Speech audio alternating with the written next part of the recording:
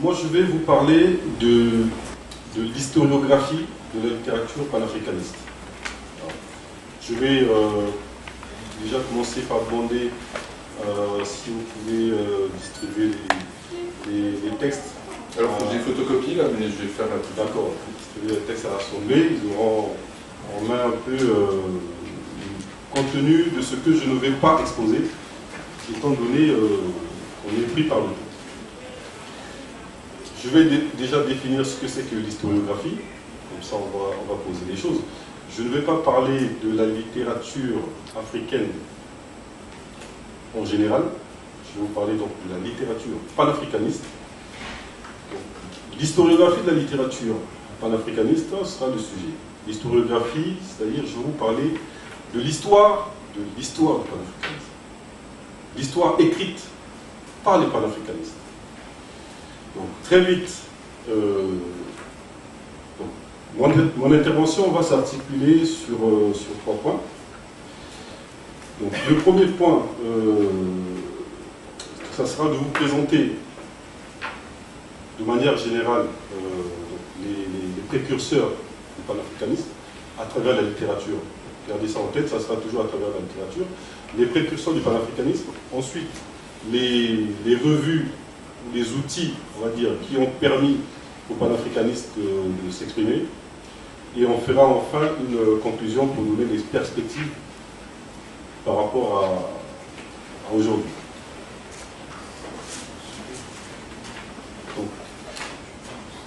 L'histoire du panafricanisme en général est consubstantielle à l'histoire de l'Afrique. Elle est née, je vais aller très vite, elle est née dans les Caraïbes et en Amérique. Les grands penseurs comme précurseurs, c'est Du Bois. Je vais citer que les plus marquants, parce qu'on est pris par le temps. Les grands penseurs sont Du Bois. Malheureusement, tout le monde ne pourra pas voir. Ceux qui voudront avoir le livre phare de Du Bois, Les âmes du peuple noir, pourront dans la suite jeter un œil. Alors, Du Bois, c'était un Africain américain qui, à côté de Marcus Garvey, qui avait un combat qui était un retour des Africains américains vers l'Afrique, avait développé une autre idée qu'il fallait que les Africains du continent puissent s'aider eux-mêmes à s'épanouir. Et Du Bois, il a pris sur lui le combat du panafricanisme. C'est celui qui a organisé des congrès panafricains, les premiers congrès panafricains.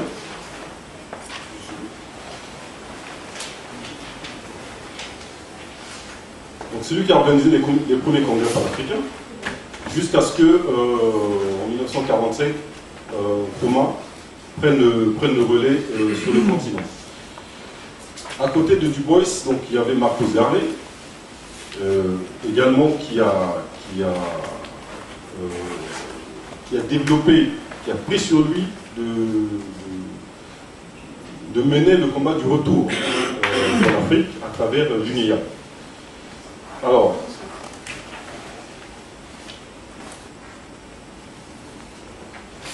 je vais donc passer très vite, là je passe aux organes, je parle de Marcus Garvey et Du Bois, je vais vous parler des organes qui leur ont permis de s'exprimer. Marcus Garvey, c'est celui qui a créé le Negro World, donc qui était une revue qui diffusait et qui prenait un pouvoir noir. C'est un journal donc, qui fut bien sûr interdit par les pays coloniaux. Du Bois, c'est celui qui créa The Crisis. C'était le magazine officiel de son association NAACP, qu'il a fondé en 1910, donc qui au départ était une revue pour la défense bien sûr de la cause des Africains américains d'abord, autour de la Harlem Renaissance. Ensuite, il y a Mohamed XII, que certains peut-être connaissent, mais que moi-même j'ai découvert, qui est le fondateur de African Times and Orion Review, qui est la première revue qui faisait un pont entre le monde disons, afrogénique et l'Orient. Ensuite vient le mouvement de la négritude. Donc très rapidement, je passe les revues, les continents. Donc c'est une revue qui a été créée en 1921 par Kojo Tovalu Oueni. C'était un Béninois qui a fréquenté Marcos Garvey. Quand on parle de précurseur, celui-là c'est un vrai précurseur.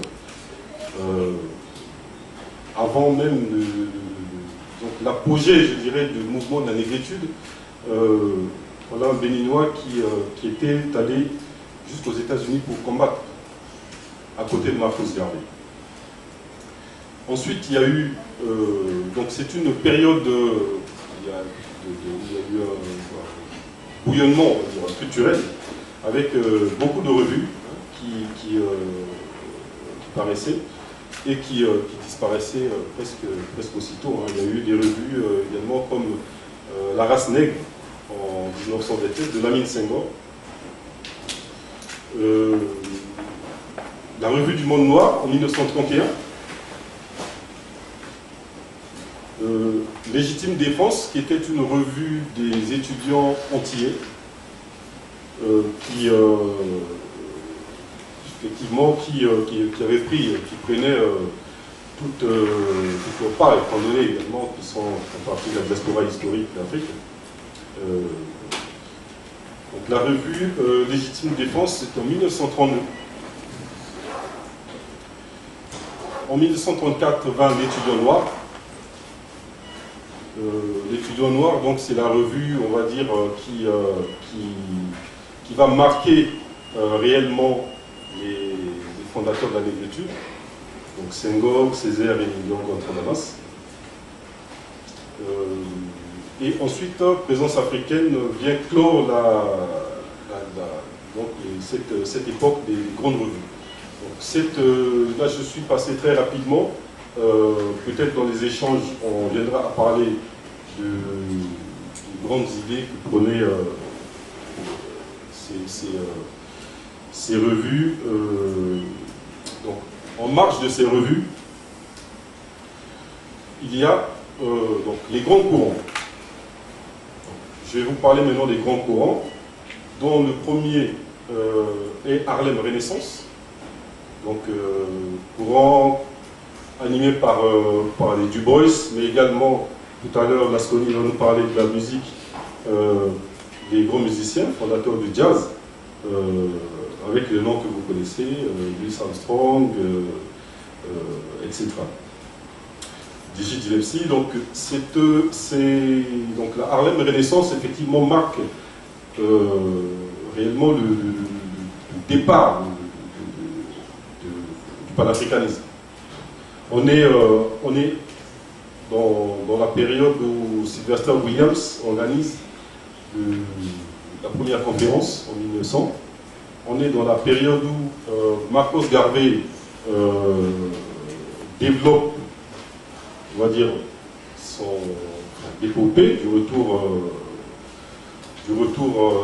en Afrique, qu'il a presque réussi. Je dirais presque parce que je dirais, il a été quelque part trahi de l'intérieur parce que son projet a capoté pratiquement au moment où il est en train de réussir.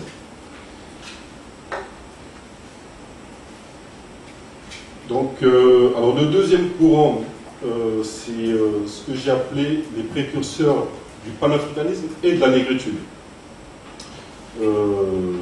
Dans ce courant, il y a des auteurs qui sont qui sont méconnus, mais vous retiendrez le nom de René Marant, qui était un Africain de Guyane, qui a travaillé en Centrafrique, l'actuelle Centrafrique, et qui a écrit un roman que j'ai là, donc que vous aurez aussi l'occasion de regarder, qui s'appelle Batouala, le premier vrai roman nègre, où il met effectivement, il porte la critique sur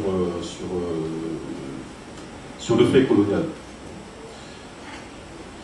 Ensuite, il y a les héritiers de Marcos Garvey, qui sont, je dirais, Martin Luther King et surtout Malcolm X.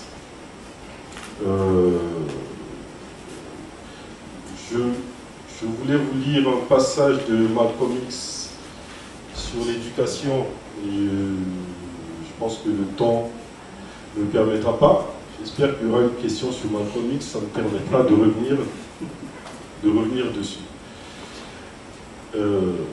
Il y a eu donc un autre mouvement que, bon, je dirais presque le plus connu, qui est le mouvement de la négritude. Donc je disais, avec Léon Gontran Damas, Senghor et Césaire. Bon, je ne vais pas m'étaler, on verra sur les discussions, mais ce que je voulais dire également, enfin juste sur ce point, c'est que Léon Gontran Damas, qui peut-être est le moins connu des trois, est celui qui fait le pont véritablement entre la négritude et Harlem Renaissance, parce qu'il a beaucoup fréquenté les Africains américains, et il est celui qui a permis la rencontre chez les sœurs Nardal, que certains connaissent, entre les Africains du continent et ceux de la diaspora historique, en particulier sur les territoires français. Enfin, je vais arriver donc à un autre courant qu'on appelle afrocentricité, qui est également un courant panafricaniste. L'afrocentricité est une idée qui a été, dont la paternité, on va dire, revient à Cheikh Anta Diop, hein, qui par ailleurs, avec Du Bois, a reçu le prix de celui d'Africain qui a apporté la plus grande influence dans les idées au XXe siècle, avec Du Bois. Et c'est celui en 1948 qui, là je fais une conjecture, mais je pense que, en pensant à Harlem Renaissance, à la Renaissance donc de Harlem, est celui qui en 1948 s'est demandé à l'ère sous les tropiques, quand parlera-t-on de la Renaissance africaine. Et en cela, on considère qu'effectivement, c'est le père de la Renaissance africaine. Le courant afrocentrique a été théorisé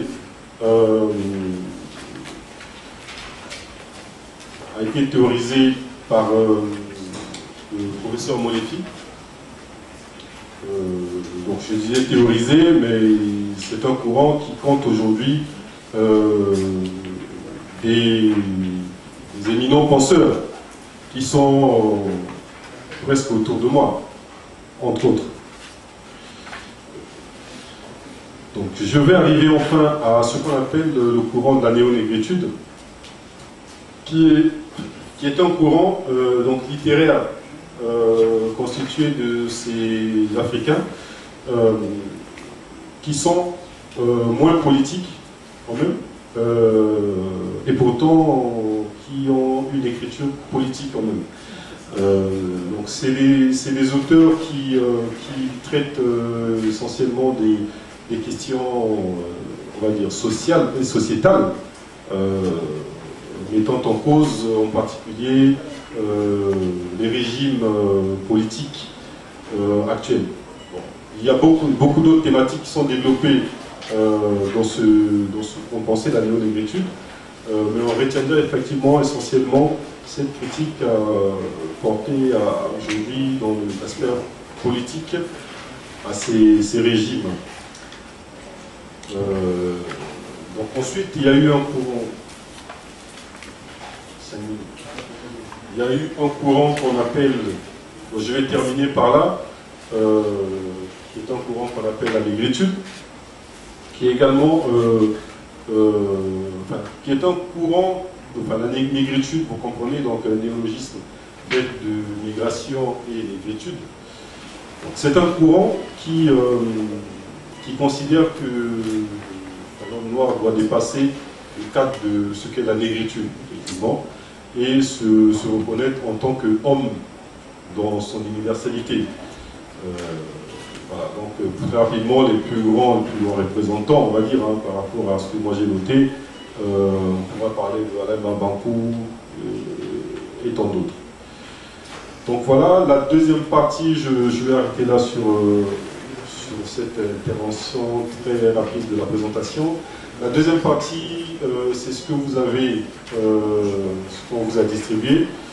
Et donc, voilà, je vais arriver très rapidement à la conclusion.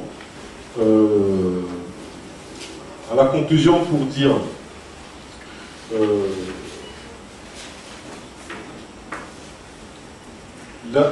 aujourd'hui, écrire, c'est être engagé. La littérature aujourd'hui est essentiellement et nécessairement une littérature engagée parce qu'on ne peut pas vivre et faire fi de son environnement. Nous avons brossé très rapidement l'historiographie de la littérature panafricaniste, mais également l'histoire du panafricanisme, même si c'est très rapide. Et c'est très important de s'ancrer dans cette histoire. Merci à ceux qui poseront la question sur Malcolm X, c'est très important parce qu'il reviendra sur ce qui est question d'éducation. Mais ce que j'allais dire en perspective, cette histoire aujourd'hui, c'est une histoire que nos enfants ne connaissent pas, que nous-mêmes nous n'avons pas apprise à l'école, et c'est une histoire qui ne figure toujours pas dans les manuels scolaires chez nous, en Afrique. Et donc, il faudrait que cela advienne. La Ligue panafricaine Umoja, qui a mis ses pas dans les grands penseurs que j'ai bien rapidement dénumérés, est une structure politique qui entend mettre cela en œuvre quand le moment sera venu. Donc voilà, je vais m'arrêter là pour passer la parole à Clapopo, voilà, en espérant avoir avec vous des échanges. Merci.